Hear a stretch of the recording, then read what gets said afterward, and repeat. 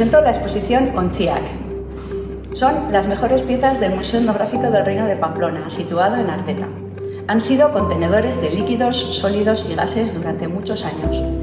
Ahora mismo las podéis disfrutar en el Molino de San Andrés de Villaba, al cual os animo a venir para disfrutarla y para gozar con el ingenio, la practicidad y la estética que envuelve a todas estas piezas.